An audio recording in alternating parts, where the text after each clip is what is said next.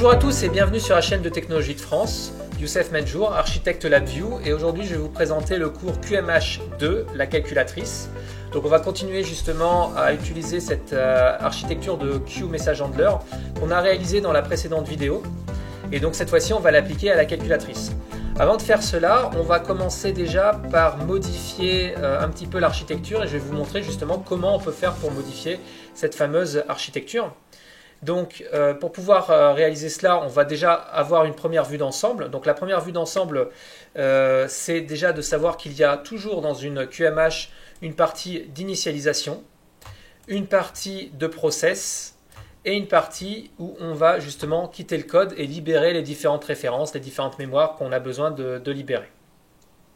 Dans la deuxième partie qui est la partie process, on a deux sous-parties qui sont la partie productrice et la partie consommatrice.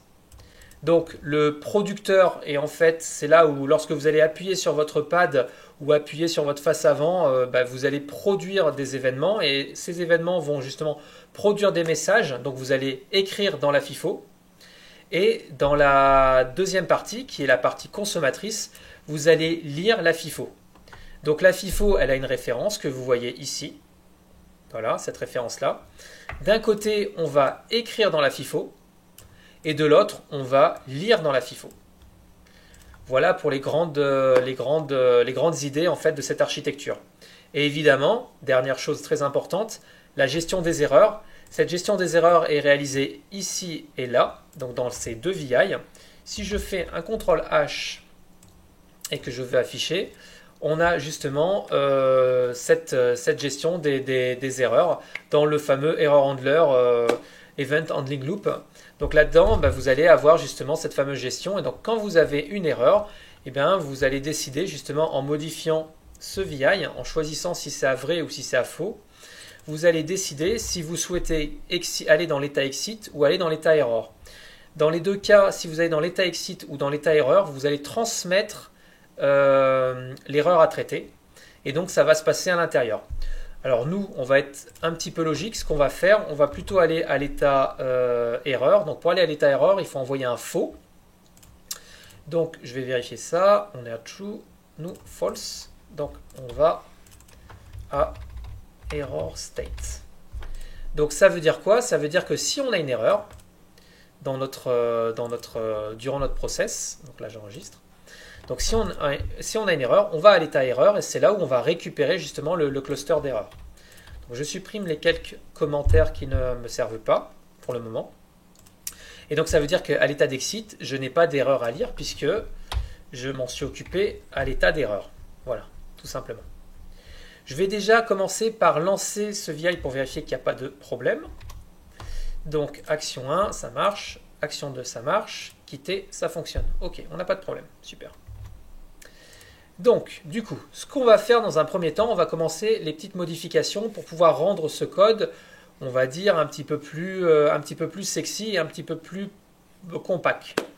Donc, on va commencer déjà par s'intéresser dans l'état d'initialisation à la création en fait d'événements utilisateurs. Cette création d'événements d'utilisateurs, comme vous voyez, il y a un câble qui rentre justement dans la boucle du dessous, donc dans la boucle consommatrice.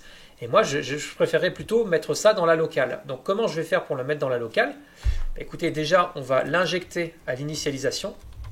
Donc dans l'état d'initialize, ce serait pas mal en fait d'injecter déjà comme parmi les valeurs que je voudrais injecter dans l'initialisation de ma FIFO, la référence justement de cet événement. Donc comment on fait? On va faire un bouton droit, créer un indicateur.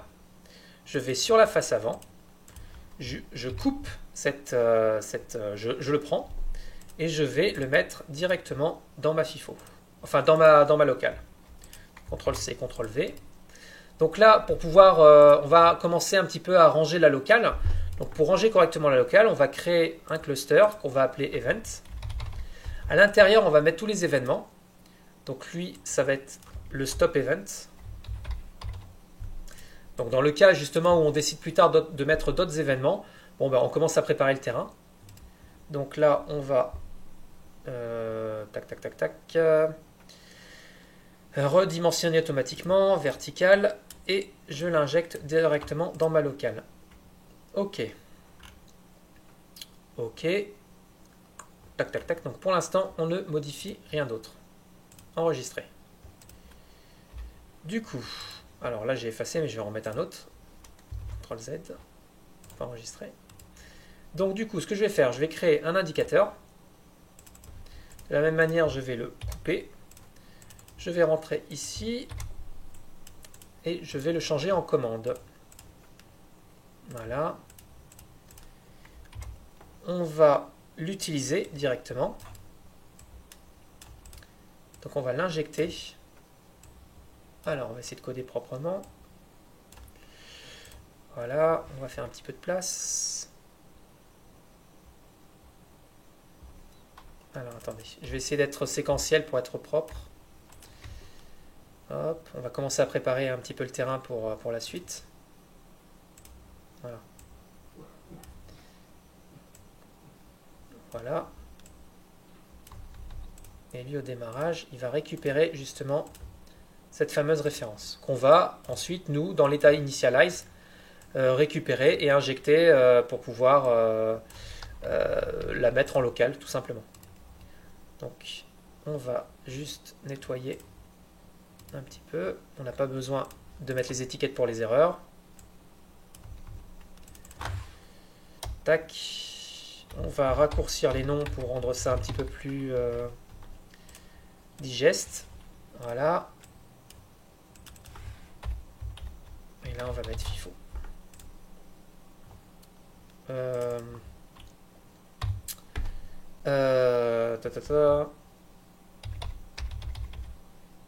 Non, on va appeler ça FIFO. Ok, très bien. Donc vous voyez, je commence à modifier directement ce fameux VI d'initialisation des FIFO et on peut y toucher sans aucun problème, on peut jouer avec quoi. Voilà, hop, on a quelque chose d'à peu près propre. Autre chose, on va insérer et transformer ça en cluster. On va faire une conversion. C'est important de convertir justement les données. Voilà, comme ça on s'est débarrassé du point rouge. Je sauvegarde, je mets un commentaire. Donc FIFO creation. Donc on va créer la FIFO ici. Ce qui va nous permettre de communiquer entre les threads. Voilà. Ok, je quitte. Donc du coup, comment ça se passe? Je vais brancher ici. Donc l'idée, c'est pour pouvoir se débarrasser de ce fil, de ce câble. Donc on va regarder quand est-ce qu'on en a besoin. On en a besoin justement. Alors, hop. On en a besoin à exit. Donc comme j'ai en théorie rajouté une référence, voilà, on va la brancher ici. Bien évidemment, on ne l'a pas initialisé encore, donc on va aller dans l'état d'initialize. À l'état d'initialize, alors on va faire un petit peu de place. Alors je vais supprimer. Voilà. À l'état d'initialize, je récupère justement mon variant. Hop.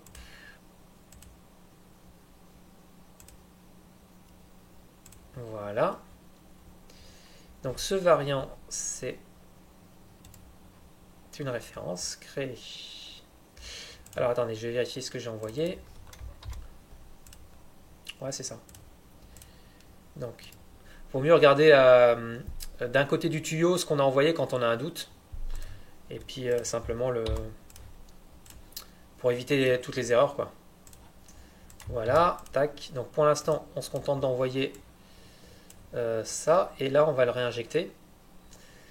Donc ces références-là, je ne vais pas en avoir besoin. Donc je vais nettoyer mon code. Je vais commencer à nettoyer le code au fur et à mesure en fait. Pour pouvoir l'adapter à la calculatrice. Hop. Voilà. Ici, on ne sort pas. Constante faux. On va faire un petit peu de place. Donc je supprime les commentaires qui nous ont été utiles justement lors de la précédente vidéo. Donc pour l'instant, il n'y a pas d'éléments visibles. Donc du coup, on va vérifier que tout est OK. Donc je vais supprimer Somethings pour l'instant. J'en ai plus besoin. Something else, on ne va pas l'utiliser également. Oups, pardon. Donc on va supprimer cette condition. Update display, on va garder cette condition, mais on va l'appeler display. On verra ça après. Donc là, je suis en train de tout casser. Hein. Error, pour l'instant, on est bon. Donc toujours à faux. OK. Exit. Créer. Alors confirme exit, je ne vais pas utiliser cette condition. On va la supprimer. On va simplifier au maximum. En fait, on va supprimer un max d'états qui ne servent à rien. OK. Donc libérer la référence, ça on verra plus tard.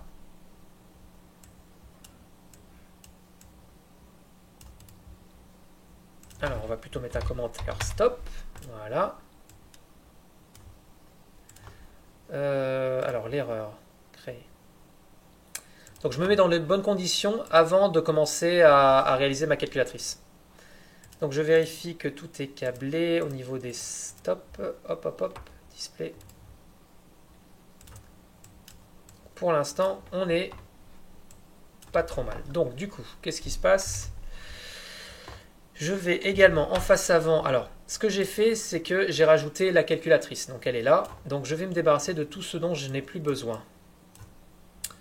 Donc, l'afficheur, les actions, on s'en débarrasse. Le quitter, on va faire un CTRL X, CTRL V. Voilà, comme ça, on va utiliser notre bouton arrêter. On va centrer correctement. Et on fera également un bouton d'erreur, et on fera deux types d'erreurs. L'erreur où on va volontairement créer un état qui n'existe pas. Comme ça, je vais vous montrer comment le système réagit. Et puis après, on fera l'erreur classique où on provoque une erreur. Donc pour ma face avant, pour l'instant, on n'y touche pas. Donc ça veut dire que on va s'intéresser au process, à la partie consommateur, donc producteur, pardon. Donc cet événement, on le supprime. Alors, on supprime cet événement. Fermeture de la face avant, oui. Et donc, dans ce cas-là, je quitte. Tac, tac, tac. Fermeture de la face avant. Et là, je vais dans Confirm Exit, mais j'ai supprimé Event Stop. Donc là, oui. Donc, je vais directement dans Exit. Fermeture de la face avant. D'accord. Je considère que si j'appuie sur la croix, ça ferme directement. Ce que vous voyez là, le petit true en dessous justement de mon écriture dans ma FIFO, c'est qu'en fait on peut tricher. On peut écrire, normalement dans la FIFO on écrit les messages les uns derrière les autres, mais on peut également envoyer un message prioritaire. Ça veut dire que généralement par convention, si vous avez par exemple un bouton d'arrêt d'urgence, vous grillez la priorité à tous les états que vous avez demandé avant et vous allez directement dans l'état, enfin vous envoyez le message directement en prioritaire. Et donc le fait de mettre à vrai en dessous, en fait, ça permet justement d'envoyer l'exit en prioritaire. C'est utile si vous avez un bouton d'arrêt d'urgence par exemple. Donc on laisse ça vrai, ça c'est bon. Le commentaire, on va plutôt... Voilà. Et là c'est action sur la croix. Voilà, action sur la croix, on envoie exit. Très bien. Ici, bouton stop. Alors, bouton stop, c'est pareil, il va faire la même chose. Voilà, la convention est respectée. Je peux... Tac, tac, tac. Ajouter, dupliquer, visualiser. Voilà. J'ai retiré le nœud là qui était ici pour rendre la chose propre. Quand c'est pas nécessaire, je l'enlève. Ici, on est dans événement arrêt. Ok, sauf qu'il a envoyé un message dans quelque chose qui n'existe plus. Donc là, c'est external stop event. Donc ça, c'est quand on envoie de l'extérieur, donc c'est-à-dire le consommateur lorsqu'il va justement enclencher ici l'event stop, ben on se retrouve ici en fait. Donc, external stop event. Et donc là, dans ce cas-là, on câble.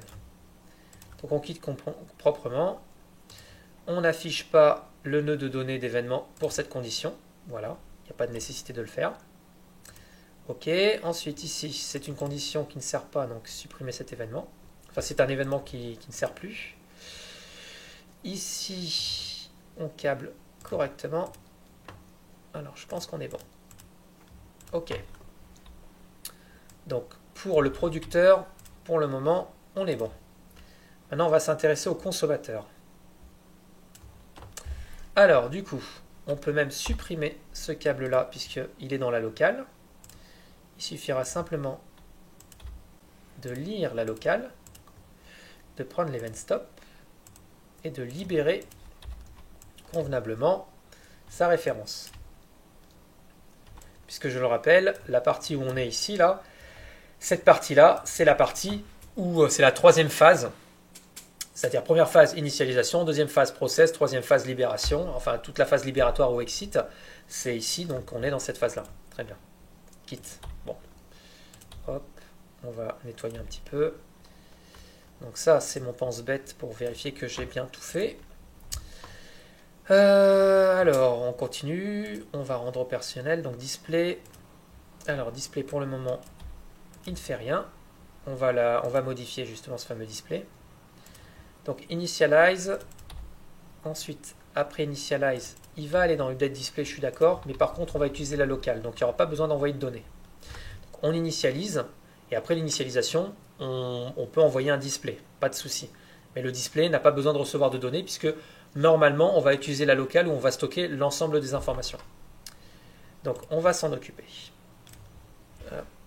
CTRL Z, donc ce que je veux enlever c'est l'étiquette. On sait que c'est une structure de condition. Voilà. Donc, on va également traverser. Donc la référence, on va la laisser traverser plutôt. Donc on va rester dans le flux. Voilà. Du coup, on va câbler. Alors pour l'instant ça, j'en ai pas besoin. Je le mets de côté.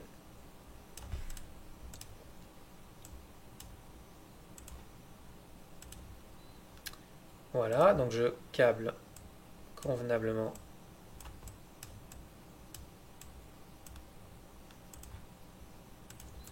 mes références de queue.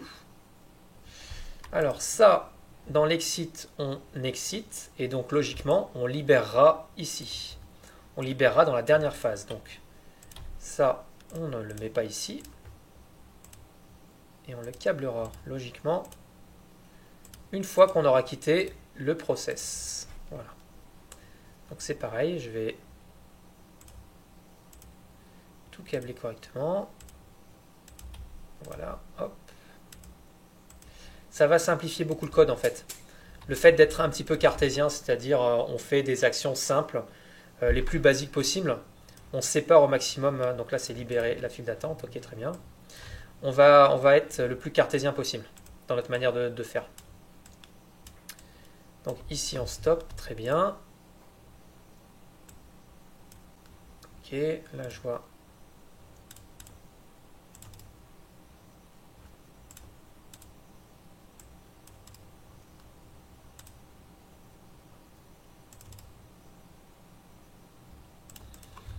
D'accord. Ah oui, d'accord, c'est normal. Pam pam pam, là pareil je câble. Ok, donc on s'occupera de cet endroit après. Initialisation, donc là il semblerait qu'on ait fait tout correctement. Alors, est-ce qu'on envoie un message initial? Non, pour le moment on n'en a pas besoin. Et on va nettoyer également la locale. Donc au démarrage en fait, on nettoie. Voilà, on va initialiser correctement les choses. Voilà, et dans le display, on reçoit une information. Non, on n'a pas besoin. Pas besoin d'assembler également. Voilà. Ensuite, l'étape suivante. Donc du coup, là, on a fait un simple flux. Donc là, pour le moment, du coup, on a simplement câblé le bouton stop. Il y a le bouton stop et fermeture. On peut vérifier si ça fonctionne. Je lance. Alors, j'ai une erreur directe. Il me dit display reçu dans la boucle n'est pas valide. On va aller voir ça tout de suite. Donc, j'ai initialize. On va dans display. Dans display, je fais rien. Alors, soit je me suis trompé. Initialize. Oui, il y avait un espace. Ok. Ok. Alors, on relance. CTRL R. Il n'y a plus d'erreur. J'appuie sur arrêter, ça arrête. Ok. CTRL R. J'appuie sur la croix, ça s'arrête. Parfait. Donc, on a commencé à un petit peu nettoyer notre machine, notre machine d'état éclatée, donc notre QMH. Donc, vous voyez, ça commence à être un petit peu plus intéressant, un petit peu plus visible.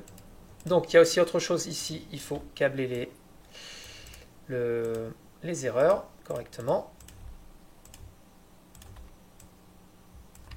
Voilà. Donc, libérer la référence de la file d'attente. Donc, on va de là, FIFO. On va simplifier le commentaire. Voilà, donc là, on libère la FIFO. Ici. Très bien. Et là, on libère les events. Supprimer événement utilisateur. Donc, libérer la référence event. Voilà. Et là, on supprime l'abonnement, je crois. Je vérifie, mais c'est ça. Ouais, c'est ça, se désabonner. Voilà. Pour information, l'abonnement, lorsque vous créez en fait une structure d'événement, l'abonnement n'est pas directement en fait. Si vous utilisez structure et vous voulez poser événement, attendez. Hop. Si vous prenez structure événement, vous n'avez pas l'abonnement. Donc pour pouvoir l'avoir, il faut faire un bouton droit, élément visible, dupliquer, éditer, afficher et terminaux d'événements dynamiques. Voilà, c'est ça. Il faut cliquer là. Et là, vous l'avez. Bouton droit, afficher terminaux d'événements dynamiques. Sinon, ça ne s'affiche pas, puisqu'on n'en a pas toujours besoin, donc c'est pas en automatique dès le départ. Ok, donc là, on n'est pas trop mal. On n'est pas trop mal. Tac, tac, tac. Ouais. Non, c'est bon, je laisse comme ça. Ça marche. Bon, ok. Maintenant, la dernière modification que j'aimerais faire avant de commencer justement à coder la calculatrice, c'est déjà de faire comment dire, de faire un case justement sur la boucle de gestion de messages. Et en fait, je voudrais faire une initialisation. Comment dire, une initialisation case, c'est-à-dire une déclaration de variable. Donc, ça va me permettre déjà de déclarer cette, comment on appelle ça, ce registre à décalage, et donc la locale, et donc on va le faire plutôt à l'intérieur. Donc, on va se mettre dans le cas où je vais remplacer, donc à 0, je vais directement déclarer ma locale. Voilà, c'est beaucoup plus propre et elle n'est plus à l'extérieur. Vous voyez, il y a vraiment une différence dans la manière de faire la chose. Donc, élément visible, local. Alors là, je refais exactement ce qu'on a fait en fait dans les précédentes vidéos, mais sauf que cette fois-ci, on utilise le QMH. Mais comme le QMH, c'est simplement une structure, comment dire, c'est une machine d'état éclatée, il n'y a rien de neuf en fait. C'est juste qu'on a séparé les actions, l'IDLE, là où on va créer les événements, de là où on va les consommer. C'est pour ça d'ailleurs qu'il fallait séparer, comme il fallait dans la précédente vidéo, je vous avais dit, il ne faut pas mettre dans la structure d'événements justement les actions. Il faut pas le faire. Il faut simplement, la structure d'événement, elle sert à envoyer vers un état, et c'est dans l'état que vous faites l'action. Donc je crois que c'était dans la précédente vidéo ou dans les vidéos sur les machines d'état. Donc voilà pourquoi je vous disais ça en fait à l'époque. Donc là, non, là c'est pas la locale, c'est le stop. Voilà. On en profite tant qu'on est ici, on va mettre un petit commentaire. Donc là, on est dans la declaration state. OK. Et ici, on est dans par défaut, c'est-à-dire tous les autres moments. Donc tous les autres moments lorsque l'itérateur est différent de 0. Donc voilà. Donc là, on est dans le process. Et là, on est dans la declaration state. Et en fait, default command state également. Alors pourquoi je dis ça? Parce qu'on va simplement on va utiliser le nœud de méthode. Et on va mettre, alors on va utiliser la référence du VI. Hop, voilà.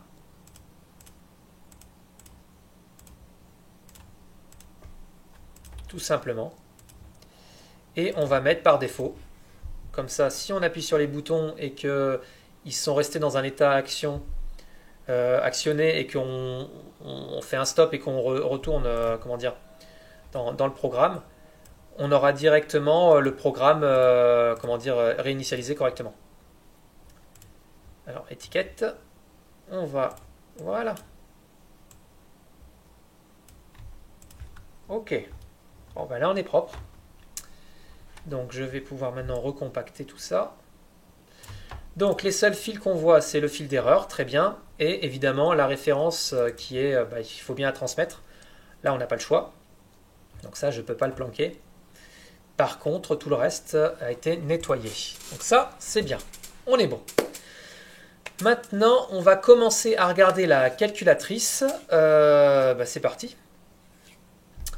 Donc, on a fait les modifications. Pour information, si vous passez l'examen architecte, donc ce que j'espère et que vous réussirez, j'espère aussi, c'est de cette manière-là en fait qu'on peut réaliser une architecture plus complexe. Donc, je vous expliquerai dans la prochaine vidéo comment on fait pour avoir plusieurs threads et avoir du multithread.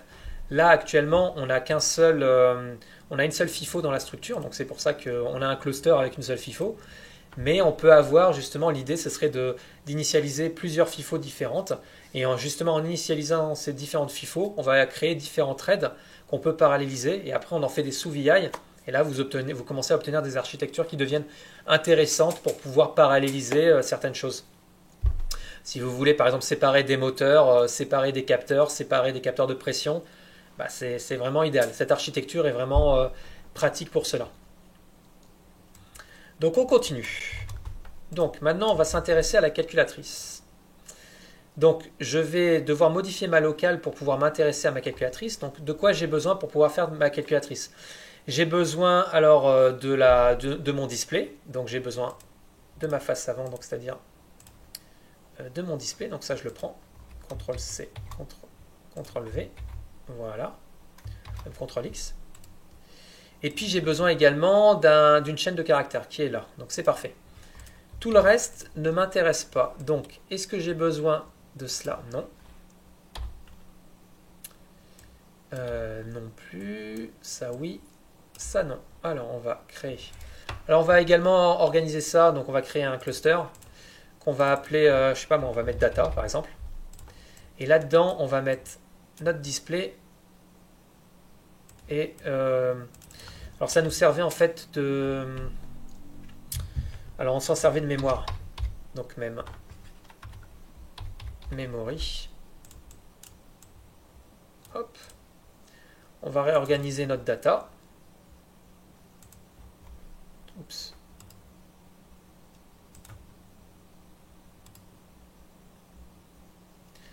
Alors on va faire ça vertical.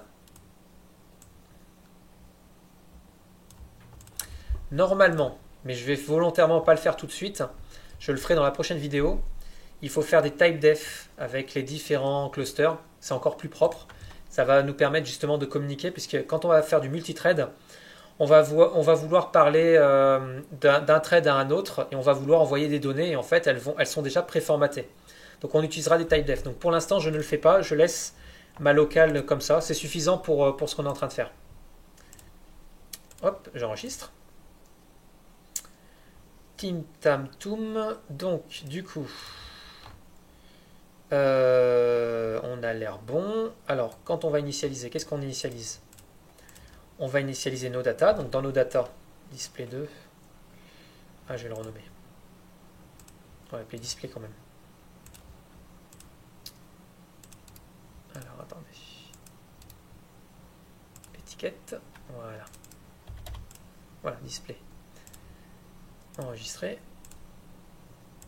Donc, event. Non, nous c'est dans nos data, donc on a la mémoire. On a également le display char. Et on a le numérique. Alors, on va envoyer une chaîne de caractères vide, comme on a fait exactement pour la machine d'état. C'est exactement le même raisonnement. Et on va envoyer une valeur à 0. Voilà. Donc là, on a fait notre modification pour que on soit prêt à travailler. On va en profiter pour s'occuper du display. Alors l'erreur, c'est bon. Et le display. Donc le display, alors du coup j'ai mis sur le côté mes différents boutons. Voilà. Donc le display, qu'est-ce qu'on va faire? Alors, tac. Compacte un petit peu. Donc du coup, bah là c'est agréable à coder parce que comme on a nettoyé au maximum ce code et qu'on a donné des noms assez faciles à comprendre, c'est très facile d'aller on se balade très facilement en fait dans comment dire, dans la structure, enfin dans l'ensemble des structures, dans l'architecture. Voilà, donc le display, il va simplement afficher display. Ok, donc on a câblé le display, et donc qu'est-ce qu'on fait quand on initialise? On envoie à display, et une fois qu'on a fait display, il n'y a pas besoin d'envoyer à IDLE ou à rien du tout, on attend simplement qu'il se passe autre chose en haut. Ok, là on est bon. Ensuite, on va commencer par... Alors on va câbler l'erreur aussi. Hop, si j'ai une erreur... Voilà, ça c'est bon. Et on va câbler... Alors on va commencer par les boutons d'erreur. Tiens, on va faire les erreurs état. Donc on va faire 2 boutons d'erreur. On va avoir l'erreur et l'erreur état. Donc le nouveau bouton. Voilà, donc ce bouton, ça va être error state. Alors attendez, hop. Là vous ne le voyez pas. Voilà. Alors je vais verrouiller mes décorations. Pas qu'elle me gêne. Ok. Alors, les 2 boutons, on va simplement... Voilà. Donc j'ai 2 boutons. J'ai un bouton error et un bouton error state. Bon, bah c'est parti. BTN. Tac, tac. Alors, on va créer un état pour les erreurs. Bouton stop. Alors le bouton stop, on va le laisser tout seul et on va créer un nouvel état. Enfin, on va éditer, on va ajouter une condition d'événement plutôt. Et donc cette fois-ci, on va prendre les 2 boutons d'erreur. Alors hop, ajouter. Ok. Là, on va essayer d'être un petit peu élégant, donc on va utiliser justement la référence. Donc référence, hop, de ma commande. Donc là, on est dans error state. Donc n'oubliez pas de commenter, c'est très important. J'insiste parce que c'est vraiment c'est primordial. Commentaire, c'est vraiment très important. Hop. Alors voilà. On doit câbler les erreurs. Alors imaginez, il y a une erreur dès le départ. On va les câbler. Hop. Voilà, ça permettra de sortir. L'architecture on pourra sortir en fait. Imaginez vous avez une erreur ici. Là on est piégé puisqu'il ne se passe rien. Alors que là ça sera géré si je câble. Donc je suis obligé de câbler les erreurs, c'est très important. Alors attends, pour l'instant, hop, on va mettre un if.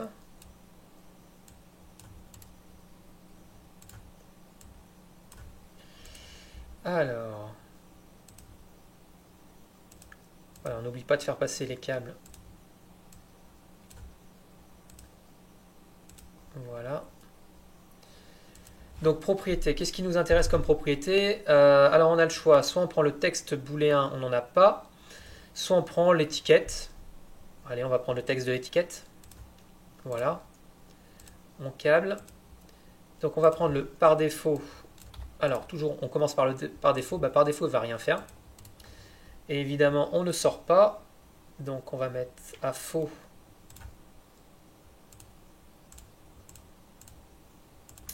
Voilà, on va mettre à faux la condition de sortie de la boucle.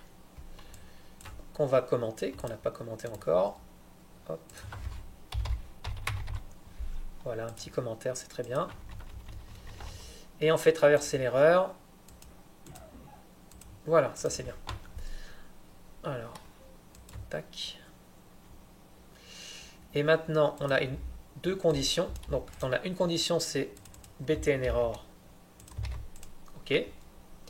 Donc, si c'est btn error, bah dans ce cas-là, on va envoyer vers btn error. Donc, je prends le VI d'envoi. Alors, on va pas le mettre en... Voilà, CTRL-C. Voilà. Donc ça me permet d'envoyer plus rapidement.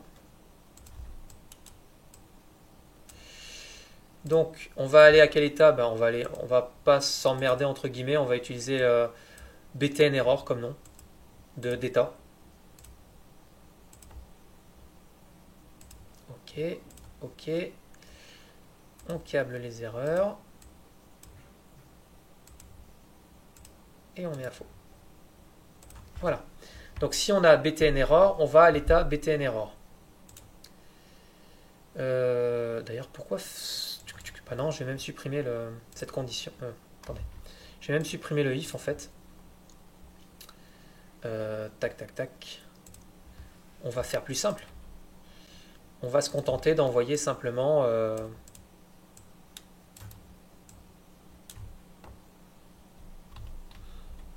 voilà. Je me contente d'envoyer l'étiquette du texte, donc soit btn error, soit btn état. En fonction de ce que j'appuie. C'est encore plus simple. Et donc voilà. Donc du coup, en dessous, il va falloir créer justement ces états. Donc on va ajouter une condition après. Très bien. On va l'appeler btn error. Donc dans le cas de btn error,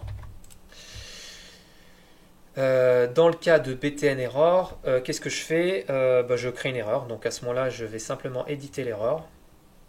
Insérer. Alors là, c'est un cluster, donc je le fais le désassembler. Donc je vais l'assembler par nom. Voilà. Donc, artificial error. Donc là, je vais créer une erreur. Donc je vais mettre à vrai l'erreur. Et qu'est-ce que je vais faire? Je vais lui mettre un code. Donc l'artificial error, on va mettre à 404 par exemple. Bon, c'est totalement arbitraire. Hein. Et puis on va mettre un texte, créer constante, artificial error. Pim pam poum, on est bon. Donc là, je réinjecte dans le système une erreur. Et donc le système va devoir gérer cette erreur. Comment il va gérer cette erreur? Bah, ici, on va renvoyer normalement à error. On le vérifiera tout de suite là. Donc on va l'afficher et ensuite on va... on fait rien du coup. Donc là, on va faire quelque chose. Dans ce cas-là, on va à stop.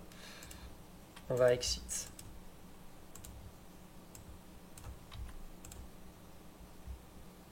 Donc on affiche l'erreur. Hop, voilà s'il veut bien. Et ensuite on va direct à exit. Donc on va à exit state. Je vérifie le nom, je ne me trompe pas. Pour les minuscules, majuscules.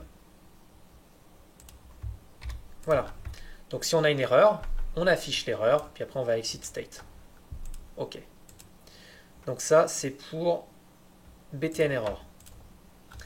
Et pour btn, alors pour celui-là par contre, btn error état, on va plutôt ajouter une condition après. Donc là, error état. Donc là, on va appeler, en fait, qu'est-ce qu'on fait? Bah, on appelle un état qui n'existe pas. Donc, on va câbler tout ça. Hop, les références correctement. Et ici, on va volontairement appeler un état qui n'existe pas. Donc on va l'appeler, je sais pas moi, fake state. Voilà. Donc là, il va appeler fake state. Mais comme fake state n'existe pas là, on va écrire dans la FIFO. Puis après, on va lire dans la FIFO. Et en lisant fake state, qu'est-ce qui devrait se passer? Bah, logiquement, comme il n'existe pas, on va par défaut. On va envoyer fake state ici. Ça va créer, en fait, ce VI là permet de créer une erreur. Ça crée une erreur avec le message qui est à l'intérieur. Donc là, ok. Donc le message, alors, je crois que c'est dans propriété, non. Ah ok, non, il suffit juste de lui injecter, voilà. On lui injecte directement le paramètre et lui va créer un message avec le paramètre. Il envoie l'erreur et donc du coup, comme on va se retrouver avec une erreur, on va aller directement dans Error. Dans Error, on va afficher cette erreur. Et une fois qu'on aura affiché cette erreur, on va dans Exit. Et donc dans Exit, hop, on va dans Exit. Exit, on enclenche l'Event Stop. Donc là, ici, on va dans l'Event Stop. On quitte la boucle du dessus. Puis, une fois qu'on a fait ça, on va quitter également, faire un true ici. Donc on va quitter. Et donc en quittant, on se retrouve ici. Et on libère tout ce qui est à libérer là, là et là. Tout simplement. Ok, on n'est pas trop mal, je pense, dans l'utilisation de la machine à état éclaté, enfin ce QMH. Allez, on va tester. CTRL R, j'appuie sur Error, j'ai une erreur. Donc ça s'affiche, Artificial Error. J'appuie sur OK, on quitte. Je relance, CTRL R. Comme j'ai initialisé correctement, bah, le error qui était appuyé, il est maintenant à faux, il est à vrai. Je clique sur Error State. Là, c'est pareil. Il va me dire Fake State. Donc, il me l'écrit ici. C'est parfait, on est bon. Je vais continuer. Pam. Et donc, il ne me l'affiche pas ici. Pourquoi? Parce que je l'ai nettoyé. En fait, je l'ai affiché ici à Error. Donc, il passe ici, en fait. Et après, ici, il n'y a plus d'erreur. Donc, on sort naturellement. Ce qu'on pourrait faire, c'est brancher ici. Si vraiment on veut afficher. Bon, c'est juste pour information. Je relance, j'appuie sur Error, j'appuie sur OK. Et vous voyez, là, elle est formatée. Vous voyez le formatage de l'erreur. On a proprement traité une erreur. Donc, moi, j'ai simplement, pour cet exemple-là, je vous ai simplement affiché quelque chose. Et puis derrière, on quitte. Mais on peut très bien, ça peut être un problème, comme on avait vu précédemment, un problème avec un moteur ou avec un capteur ou n'importe quoi. Et souvent, bah, si on perd la communication, bah, on va peut-être recevoir une erreur. Donc, on va pouvoir rétablir la communication dans le thread. Ça nous permet de savoir ce qui se passe et bah, d'enclencher la bonne action pour pouvoir se relancer, quoi. Ok.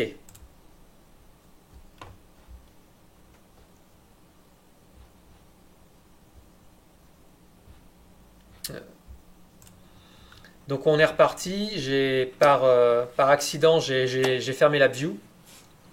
Donc nous revoilà sur le programme.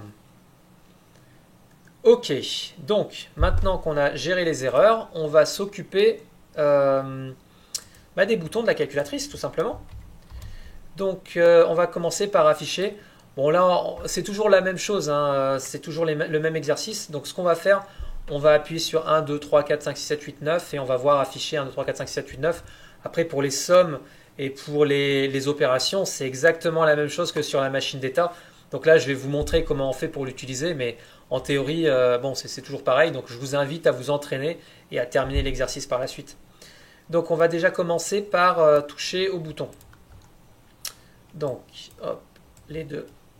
Alors, ces deux-là, ils sont... Voilà. Maintenant, on va toucher au pad. Donc, je vais ajouter une condition d'événement. Donc, on ajoute tous les boutons. C'est toujours le même exercice, hein. C'est pour ça que la partie machine d'état est une partie très très importante qu'il faut bien comprendre.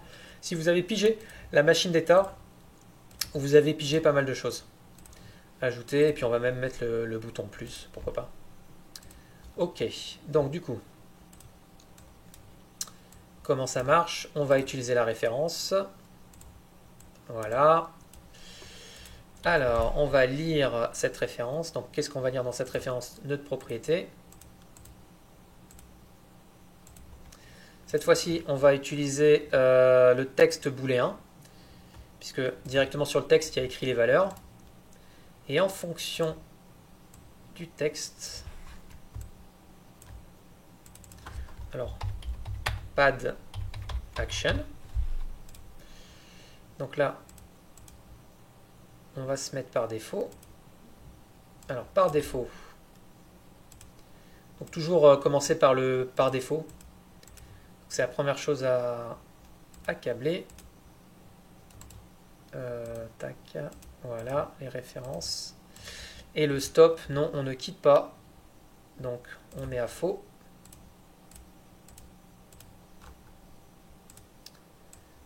Ok. Ok, on va rajouter 4, 5, 6, 7, 8, 9, 0. Voilà, donc ça c'est sûr, si on a 1, 2, 3, 4, 5, 6, 7, 8, 9, 0. Là, on va plutôt, qu'est-ce qu'on va faire?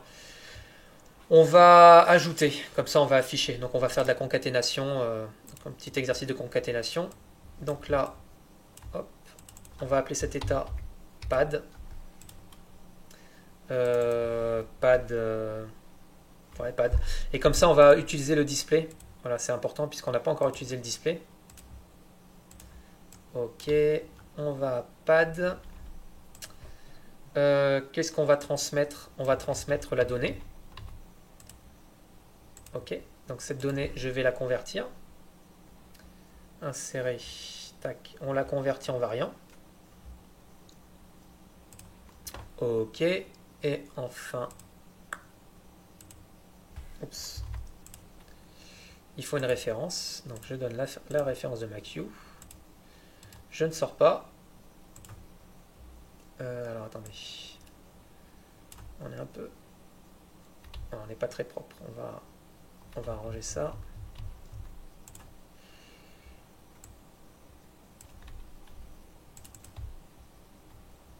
Voilà.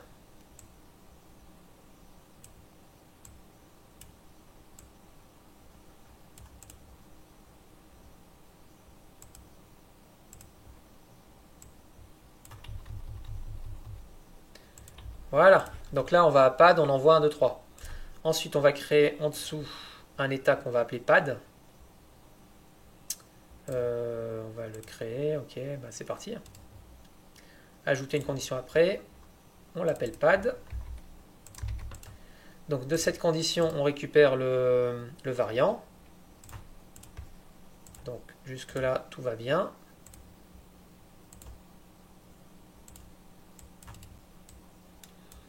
Pour l'instant,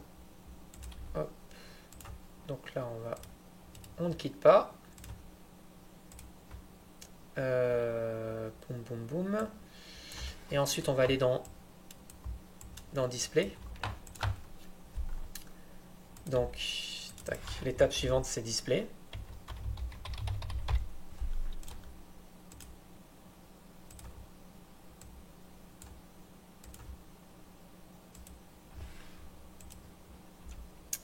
Alors, il faut bien câbler les choses. Voilà. Voilà, on augmente la lisibilité. Ah oui, et les erreurs ne sont pas câblées correctement. Voilà, donc là je récupère normalement une chaîne de caractères. Donc à l'autre bout du tuyau, on reformate, donc en chaîne de caractères. Et donc du coup, qu'est-ce qu'on va faire? On va lire et écrire. Donc on va utiliser la lecture et on va utiliser l'écriture. Insérer, donc de ma locale. Insérer, voilà. Donc du coup, on va déjà commencer par concaténer. On va concaténer qui est qui? On va concaténer le char. Donc lui, Lui, on va le concaténer avec la valeur. Comme ça, on les met les uns à la suite des autres. Donc ça, c'est bon. Donc ça, c'est pour le char display. Tac. Ok, donc le char display, il est correctement traité normalement. Ok, pour ça, c'est bon. Ensuite, pour le numérique, qu'est-ce qui se passe? Pour le char display, lorsque j'appuie, je vais également faire la même chose pour la mémoire.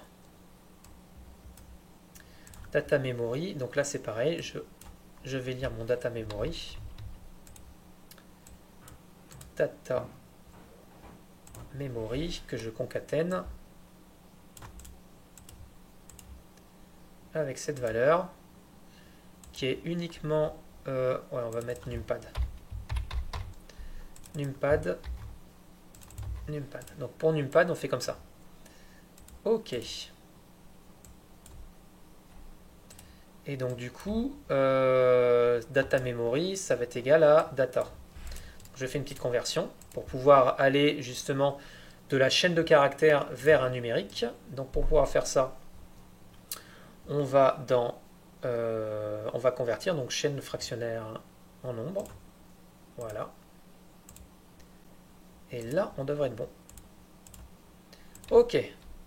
Et ensuite, on va dans display. Et dans display, qu'est-ce qui se passe? Dans display, on voit la chose se produire. CTRL S, CTRL E, CTRL R. Alors, ouais, tout simplement. Alors, il se passe un truc, c'est que là, mes boutons sont, comment dire, ils se désengagent pas. Donc, on va les désengager. Donc, pour pouvoir les désengager, on va aller dans le num. Alors, attendez. On va le faire d'une manière élégante. Comment on va le faire? On va le faire dans numpad. On va également récupérer, on va transmettre le texte, mais on va également transmettre la référence. Et comme ça, en recevant la référence, on saura lequel des boutons, ici, là, dans l'action, on va pas le faire ici, on va le faire ici. Donc comment on va faire? Il faut transmettre la référence. Donc pour transmettre la référence, on va créer un cluster. Donc je vais vous montrer. Cluster, on va assembler. Ok, très bien. On va assembler deux éléments qui sont... Alors normalement, il faudrait faire un type def. Parce que c'est plus pratique à manipuler. Là, c'est vraiment pour vous montrer comment ça marche. Dans le tuyau, je vais envoyer... Ou non, bah écoutez, non, mais je vais faire un type def. Créer constante. Voilà. On fait un type def.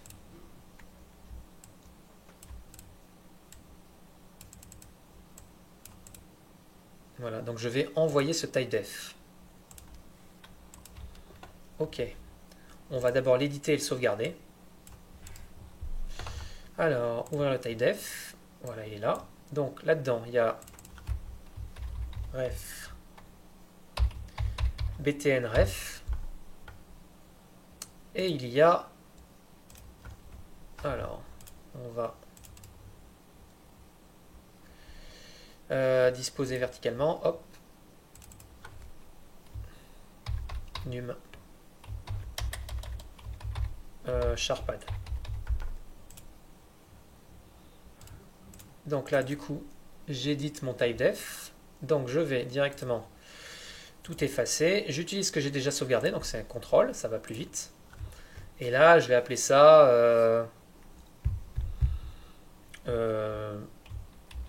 ref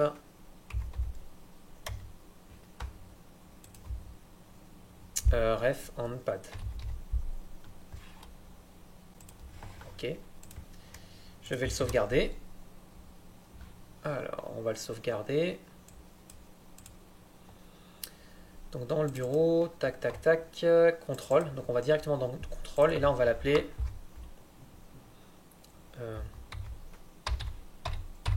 contrôle ref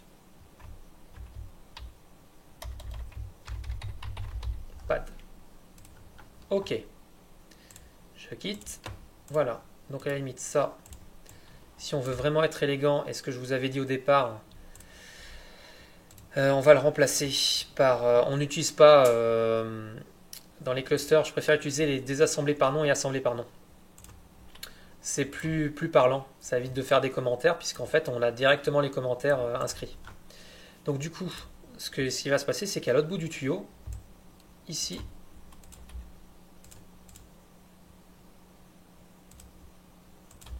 hop, et là je vais désassembler. Voilà. Vous voyez, c'est plus élégant. On a directement utilisé des chaînes de caractères.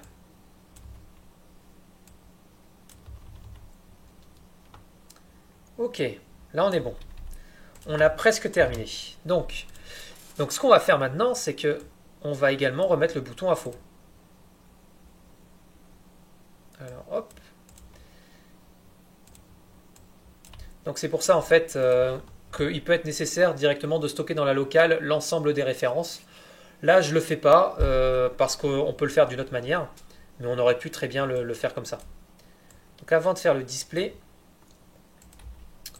alors on va faire deux choses. On va mettre à faux. Donc je vais mettre une séquence déroulée où je vais patienter 25 millisecondes par exemple. Wait 25 millisecondes. Et là, on va directement attendre 25 millisecondes.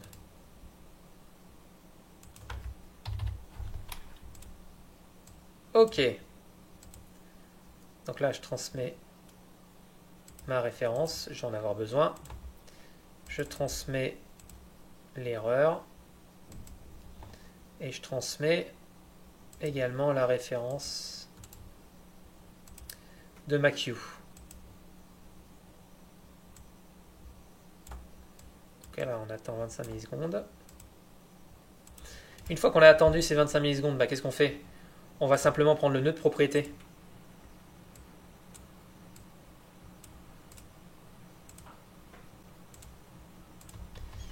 Voilà, et on va mettre à faux la valeur.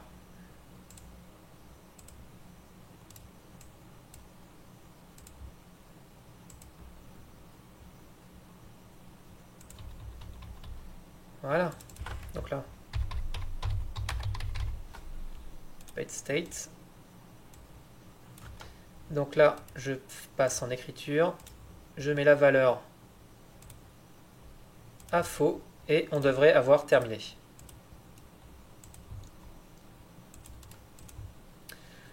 Alors pour information, je ne ferme jamais les nœuds de propriété. Pourquoi? Parce qu'il y a une note national instrument. Normalement, comme je vous ai dit, on ouvre, on utilise, on ferme. Logiquement, on devrait fermer, il y a un VI qui permet de fermer les nœuds de propriété, fermer les références. Il y a ce fameux VI là qu'on pourrait câbler. Je ne le fais pas. Pourquoi je ne le fais pas? Parce qu'il y avait une note de NI qui disait il y a quelques temps, donc à voir si ça a été mis à jour. Mais en gros, il n'est pas nécessaire de le faire pour une raison simple, c'est qu'ils le font automatiquement. Donc c'est maîtrisé. Voilà, donc là je sauvegarde, je teste. Voilà, j'ai ma sensation de bouton. Donc c'est exactement le même fonctionnement que la machine d'état. Là on pourrait également faire le plus, donc ce serait exactement le même principe. Je vais vous laisser terminer cet exercice.